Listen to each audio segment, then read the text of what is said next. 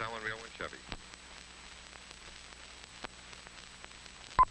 Hey everyone, welcome to IJustWatched. It's your boy Joseph, and we're here to talk Thor: Love and Thunder, aka Thor 4.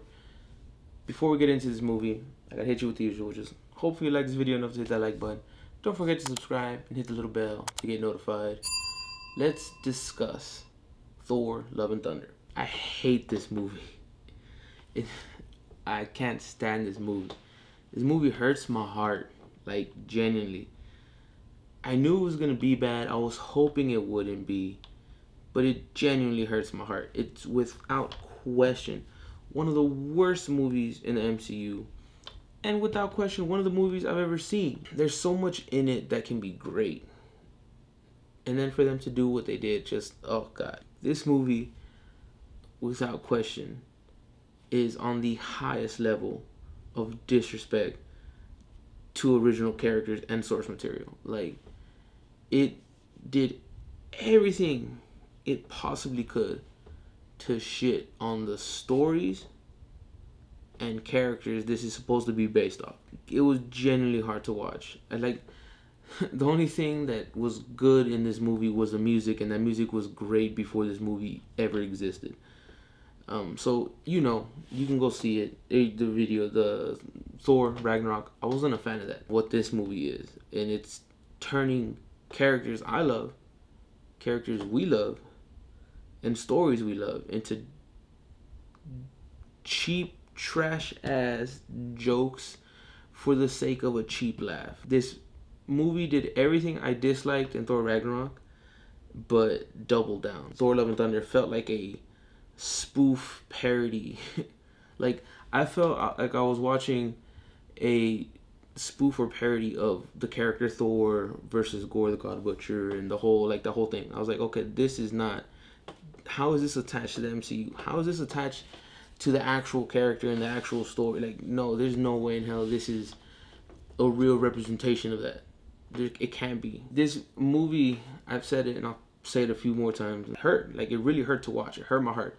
They really said, for the sake of making a buck, for the sake of pumping these movies out, let's just turn these wonderful characters and these awesome, beautifully crazy written stories into trash ass jokes, and everything around him into trash ass jokes. In the MCU, not even just comics, in the MCU alone, Thor has one of the most tragic stories and events.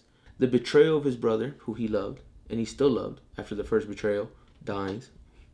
Comes back, dies. Mother dies. Brother comes back, dies. Father dies. Best friend dies. Best friends, his warriors die.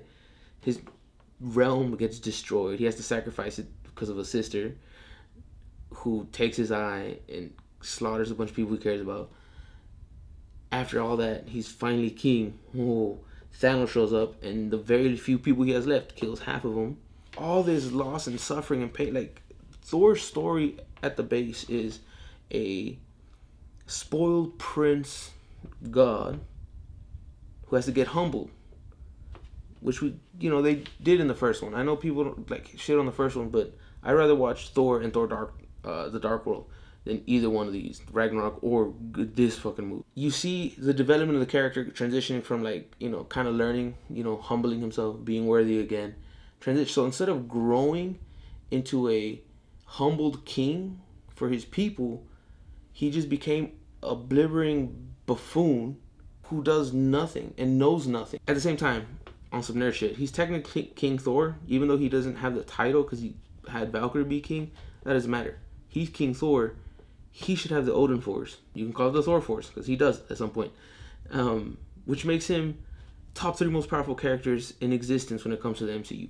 We see the other gods, which was a waste of what could have been amazing. Like, that is, it was like probably probably the best part of the movie, just trying to spot actual deities and shit that exist in the Marvel universe, in the comics and whatnot. I was like, oh, they're gonna bring it to life, and then even then, jokes on jokes. They just shit on more characters to make jokes, and then Zeus is the oldest living god. Zeus dude, Odin is way more powerful than Zeus. Leaps and bounds. Thor is leaps. Oh, spoiler warning. It's kind of in the middle of it. I mean, whatever. Sorry. Thor is way more powerful than Hercules without the Odin Force. Now that he has the Odin Force, ain't nobody really have a chance against him. Not a many a god, not a many a character. So this movie being like a giant wasted opportunity.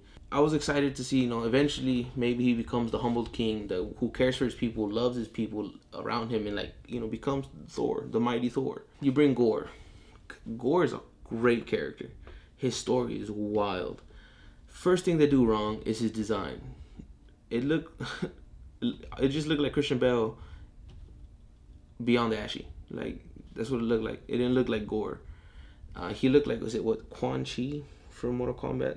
Or he looked like Star Trek, Into the Darkness? No, Star Trek Into the Darkness? I can't remember. I apologize. Star Trek 2. You know those people in the beginning when they stopped the volcano from blowing up and killing? He looked like one of them. I was like, why not make him look like Gorr? Like the tentacles, the face, like, why not commit and make him look like Gorr? I didn't understand that. I also like the fact that they changed his story. Like, his story in the comic is much more tragic. His mother sacrifices herself to save him. He grows up suffering. His wife dies pregnant, and this whole time he's trying to keep his belief in his deity, his gods.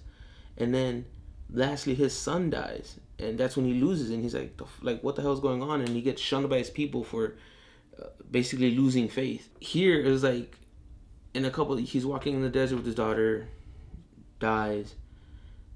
He gets to the oasis, and a couple phrases was like, yeah, you know what, you're not a god, I just am gods. I'm gonna kill you. And then the necro sword, which wasn't even really the necro sword. It was just a sword. It really felt like the ebony sword because it corrupts you, and like it would speak to you, and it was magical. I was like, okay, cool, but like the necro sword is a living thing. It's not just like an actual sword.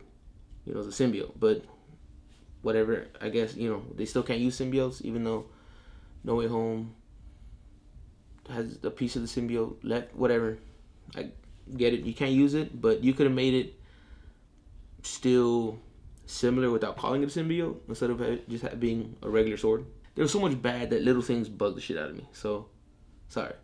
Also didn't like the fact that like Bale, who's a great actor, dude, like this whole, like he was weird. Like he wasn't creepy. He wasn't like, he was crazy, but then he would stop being crazy, and he was like trying to be cool with the kids, but then not cool with the kids, and then he was like he was. It felt like all over the place. It didn't make no sense. I'm like, dude, you have someone that talented all over. Like, why either be like the full grown crazy monster, or don't be, or just be the brooding after vengeance only person. You know what I mean? Like, I don't know. It felt all over the place. It didn't feel thought out. It felt like you just throw this together and send it out. Also, this is me getting into like what I think why it's also a wasted opportunity.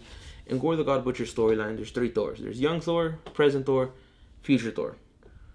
3 Thors. So, Jane Thor, which could be your young Thor because she's new to being Thor. King Thor, which is your future Thor. And then your third could have been Beta Ray Bill. Introducing him was the opportune moment. He obviously had to change his backstory, but have him show up and be like, a pleasure to finally meet you. I've heard a lot about you from your dad, and he'd be like, who are you? And like, what, like, you have my gear, that weapon, like, what's going on? And have the whole, like, your father deemed me worthy a millennia ago, and forged me this weapon and told me that, as long as I remained worthy, I can use this to defend my people. Have that meeting, that moment of like, oh, okay, like, boom, Beta Ray Bill, because he exists, or at least his face exists in Ragnarok. And then you have your 3 Thors to defeat Gorr the God Butcher like you're supposed to. It's still different. It still pushes your story forward. It introduces another character versus... And also, like, that story takes advantage of time travel, and Loki's all about time travel. The MCU right now is all about time travel and the multiverse, and this movie does nothing with either.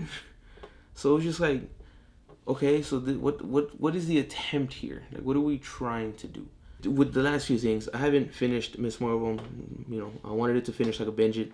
I'm like halfway. Pieces of the show I really like. I'm not a fan of the fact that they're changing her completely. I think I understand that they don't want to go inhuman, so that's why they're changing her. But she's a djinn, but she's not a djinn. Like, there's a lot of things recently that show that Marvel, Disney, whoever's in charge, Kevin Feige, whatever, whoever's in charge at this moment seems to care less about these characters than they ever did. Like, so much less that they don't care about turning them into jokes. They don't care about drastically changing them from the source that they're based on. Like, it's disrespectful. To me, it's disrespectful. Just because they're comic books, like, they deserve the same amount of respect as a movie based off of a novel or anything like that, because it's the source material, you know, or a movie based off a video game or a show or whatever. When it has source material, it deserves enough respect to learn about that source material, learn about the lore around it, and do your best to keep those characters true to their core, to their base, even if things change around them. If they're what they're supposed to be, you know, how they were created, that character will still translate. Even if you change things in the story or way things look, or even if you change things, if you keep them true to their core, to what they're supposed to be representing, all that good stuff, all those things you change won't really affect it because the character is still existent. Then it just happens to be a what if or an else world, or you know what I mean? Like, you can play that and it still works. And not only are you making people who've been reading and supporting this since way back when happy, you can also bring in the other people, the people who you're clearly the masses. This is just like another sign that, like, they don't give a fuck. They're like, look, we're just gonna rush these out with either shit CGI or rough CGI, rough effects, shit stories. Fuck the characters. We're gonna do whatever we want just to get it out there and make some money, because you suckers are coming for it. I'm like, damn, like, I really supported y'all, like, amongst the masses. I loved it. Now it's so many moments of straight disrespect to characters I loved growing up. Like, dude, I was reading these characters and I was like, damn, these are amazing. It sucks. It's making me not give a damn about where the MCU is going, and it sucks because, like, I'm a sucker. Like, I love these characters, so I do want to see them come to life, but not at the cost of ruining or trashing them. So I want to hear your thoughts. Have you seen it? Are you gonna see it? Fucking don't see it. Don't support it. You know, once it comes out on Disney Plus, watch it so you can be caught up for the, you know, the grander picture or whatever. But I don't know. I didn't like it. I hated it. Clearly, I disliked this movie. But I want to hear your thoughts. Did you like it? If you did, why? Why did you like it? What about it did you love or like or whatever? Do you agree? Do you disagree? Down below in the comment section. I genuinely want to hear from you. But until next time, stay safe, be well. Adios.